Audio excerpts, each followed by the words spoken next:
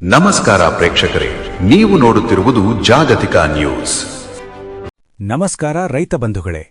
ವರ್ಷದ ಮೊದಲ ಗುಡುಗು ಸಹಿತ ಭಾರೀ ಮಳೆ ವಿಜಯಪುರ, ಬಾಗಲಕೋಟೆ ಮತ್ತು ಗದಗ ಜಿಲ್ಲೆಗಳಲ್ಲಿ ಸುರಿದು ವಾತಾವರಣವನ್ನು ತಂಪಾಗಿಸಿದೆ.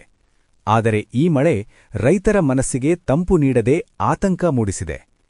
ವಿಶೇಷವಾಗಿ ವಿಜಯಪುರ ಜಿಲ್ಲೆಯ ವಿಜಯಪುರ ನಗರ, ತಿಕೋಟ, ಚಡಚಣ ತಾಲೂಕುಗಳು ಸೇರಿದಂತೆ ಹೊರ್ತಿ, ನಿವರಗಿ, ಇಂಚಗೇರಿಯಲ್ಲಿ ಭಾರೀ ಗುಡುಗು ಸಿಡಿಲಿನೊಂದಿಗೆ ಮಳೆಯಾಗಿದೆ. ಚಡಚಣ ಇಂಡಿ ತಾಲೂಕಿನಲ್ಲಿ ಹಲವೆಡೆ ಗಾಳಿಗೆ ದ್ರಾಕ್ಷಿ, ದಾಳಿಂಬೆ ಸಾಲುಗಳು ನೆಲಕ್ಕುರುಳಿದ ಘಟನೆ ವರದಿಯಾಗಿದೆ. ಬಾಗಲಕೋಟೆ ಜಿಲ್ಲೆಯ ಅಮೀನಗಡ, ಕಮತಗಿ, ಮಹಾಲಿಂಗಪುರ, ರಬಕವಿ, ಹುನಗುಂದ ಮತ್ತು ನೀರಲಕೇರಿ ಭಾಗಗಳಲ್ಲಿ ತುಂತುರು ಮಳೆ ಸುರಿದಿದೆ. ಗದಗ ಜಿಲ್ಲೆಯ ಮುಂಡರಗಿ ಮತ್ತು ರೋಣ ತಾಲೂಕುಗಳಲ್ಲೂ ಮಳೆಯಾಗಿದೆ. ದ್ರಾಕ್ಷಿ ಬೆಳೆಗಾರರಿಗೆ ತುರ್ತು ಸಲಹೆಗಳು. ಇದೀಗ ದ್ರಾಕ್ಷಿ ಕಟಾವು ಹಂತದಲ್ಲಿದೆ.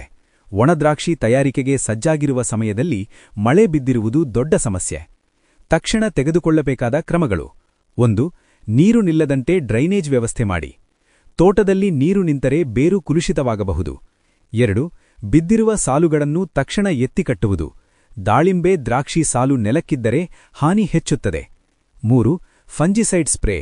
ಮಳೆ ನಂತರ ಡೌನಿ ಮಿಲ್ಡ್ಯೂ, ಆಂಥ್ರಾಕ್ನೋಸ್ ರೋಗದ ಭೀತಿ. ತಜ್ಞರ ಸಲಹೆಯಂತೆ ತಕ್ಷಣ ಸ್ಪ್ರೇ ಮಾಡಿ. 4. ಒಣದ್ರಾಕ್ಷಿ ತಯಾರಿಕೆ ವಿಳಂಬ ಮಾಡಿ. ತೇವಾಂಶ ಕಡಿಮೆಯಾದ ನಂತರವೇ ಒಣಗಿಸಲು ಆರಂಭಿಸಿ.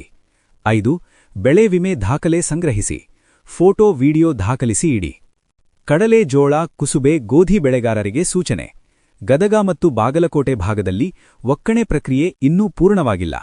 ಕಟಾವಾದ ಬೆಳೆಗಳನ್ನು ಪ್ಲಾಸ್ಟಿಕ್ ಶೀಟ್ ಅಥವಾ ತಾಡಪತ್ರದಿಂದ ಮುಚ್ಚಿಡಿ. ನೀರು ಹೋದ ಬಳಿಕ ತಕ್ಷಣ ತಿರುಗಿಸಿ ಒಣಗಿಸಿ. ಕಾಳುಗಳಿಗೆ ತೇವ ತಗುಲಿದರೆ ಮೊಳೆಯುವ ಅಪಾಯ. ತಕ್ಷಣ ಒಣಗಿಸುವ ವ್ಯವಸ್ಥೆ ಮಾಡಿ. ಕೃಷಿ ಅಧಿಕಾರಿಗಳ ಸಂಪರ್ಕದಲ್ಲಿರಿ. ಸರ್ಕಾರದ ಗಮನಕ್ಕೆ ನಮ್ಮ ಮನವಿ. ನಮ್ಮ ಜಾಗತಿಕ ನ್ಯೂಸ್ ಚಾನೆಲ್ ಮೂಲಕ ಸರ್ಕಾರದ ಗಮನಕ್ಕೆ ಈ ವಿಚಾರಗಳನ್ನು ತರಲು ನಾವು ಮನವಿ ಮಾಡುತ್ತೇವೆ. 1. ತಕ್ಷಣದ ಬೆಳೆ ಹಾನಿ ಸಮೀಕ್ಷೆ ನಡೆಸಬೇಕು. 2. ದ್ರಾಕ್ಷಿ ಮತ್ತು ಇತರೆ ಬೆಳೆಗಳಿಗೆ ತುರ್ತು ಪರಿಹಾರ ಘೋಷಣೆ ಮಾಡಬೇಕು. 3. ಕೃಷಿ ಅಧಿಕಾರಿಗಳು ಗ್ರಾಮ ಮಟ್ಟದಲ್ಲಿ ಭೇಟಿ ನೀಡಿ ರೈತರಿಗೆ ಮಾರ್ಗದರ್ಶನ ನೀಡಬೇಕು. 4. ಬೆಳೆ ವಿಮೆ ಕ್ಲೇಮ್ ಪ್ರಕ್ರಿಯೆ ಸರಳಿಗೊಳಿಸಬೇಕು. ಕೊನೆಯದಾಗಿ, ರೈತ ಬಂಧುಗಳೇ, ಪ್ರಕೃತಿ ಸವಾಲು ನೀಡಬಹುದು, ಆದರೆ ನಾವು ಹಿಂಜರಿಯಬಾರದು. ಸಮಯೋಚಿತ ಕ್ರಮ, ತಜ್ಞರ ಸಲಹೆ ಮತ್ತು ಸರ್ಕಾರದ ಬೆಂಬಲದಿಂದ ಈ ಸಂಕಷ್ಟವನ್ನು ನಾವು ಎದುರಿಸಬಹುದು. ನಿಮ್ಮ ಬೆಳೆಹಾನಿ ಮಾಹಿತಿ ನಮಗೆ ಕಳುಹಿಸಿ. ನಿಮ್ಮ ಧ್ವನಿಯನ್ನು ಸರ್ಕಾರದವರೆಗೆ ತಲುಪಿಸುವ ಜವಾಬ್ದಾರಿ ನಮ್ಮದು. ಇದು ನಿಮ್ಮದೇ ಚಾನೆಲ್, ಜಾಗತಿಕ ನ್ಯೂಸ್. ರೈತನ ಪರ, ರೈತನ ಧ್ವನಿ.